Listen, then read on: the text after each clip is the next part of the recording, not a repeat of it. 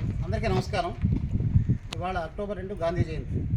ఈ సందర్భాన్ని పురస్కరించుకుని వైద్య ఆరోగ్య శాఖలో ఎంతో విశిష్టమైన ఆరోగ్య సేవలు, ప్రజలందరికీ ఆరోగ్య సేవలు ఇచ్చే మనం అందరం కూడా చాలా సమస్యలతో సతమతమవుతున్నాం.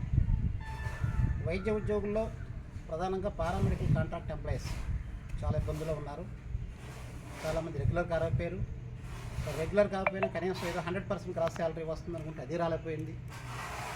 గత సంవత్సరం క్రితం మీకు 100% క్రాస్ శాలరీ ఇచ్చేస్తున్నాం జీవో చేసిన ప్రభుత్వం, గత ప్రభుత్వం. ఆ జీవో కూడా ఇవ్వటం కూడా ఈ రోజుకి మమ్మల్ని కాలేదు. దురదృష్టం ఏంటో, మమ్మల్ని సేవ చేయడానికైతే ముందుంటున్నాం కానీ ఫలాలను అందుకోవడం అనుకుంటున్నాం. రేపో మాపు రిటైర్ అయ్యే వాళ్ళకి కూడా దిక్కుముక్కు లేకుండా పోతుంది. రిటైర్ అయిన వాళ్ళు కూడా చేతికి ఏ మాత్రం చిల్లిగవ్వ కూడా లేకుండా, జీవితానికి భద్రతా భరోసా కూడా లేకుండా అందరూ వాళ్ళ ఇంటికి ఉట్టి చేతులతో ఇంటికి వెళ్ళిపోతున్నారు.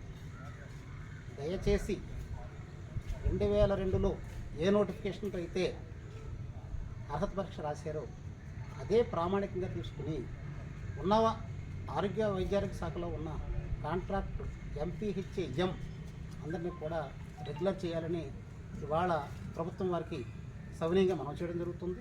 అదేవిధంగా గత సంవత్సరం జారీ చేసిన 100% గ్రాస్ శాలరీ జీవో ఏదైతే ఉందో దాన్ని ఇమీడియట్గా అమలు చేసి అందరికీ సంపూర్ణ స్థాయిలో స్థూల వేతనం 100% గ్రాస్ శాలరీ ఇవ్వాలని కోరుతున్నాం. అదే కాదు, అందరూ చేసిన అదృష్టం ఏంటో, మేము చేసిన దురదృష్టం ఏంటో మాకు తెలియట్లేదు. అందరూ చేసినట్టు మేము ఆరోగ్య సేవలు చేస్తున్నాం. కొందరికి 62, మీకు మాత్రం 60 సంవత్సరాలే రిటైర్మెంట్ అంటున్నారు. ఇది సరైన విధానం కాదు. దయచేసి ప్రభుత్వం వారు ఈ విషయం ఆలోచించి అందరితో సమానంగా 62 సంవత్సరాలు రిటైర్మెంట్ వయసు ప్రకటించి మా యొక్క సేవల్ని మరో 2 ఏళ్ళు ఎక్స్టెండ్ చేస్తూ అవకాశం కల్పించాలని కోరుతున్నాం.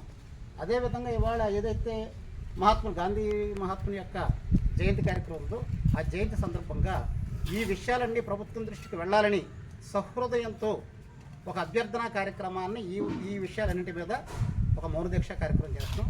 దయచేసి అందరూ సహకరించాలి. నమస్కారం.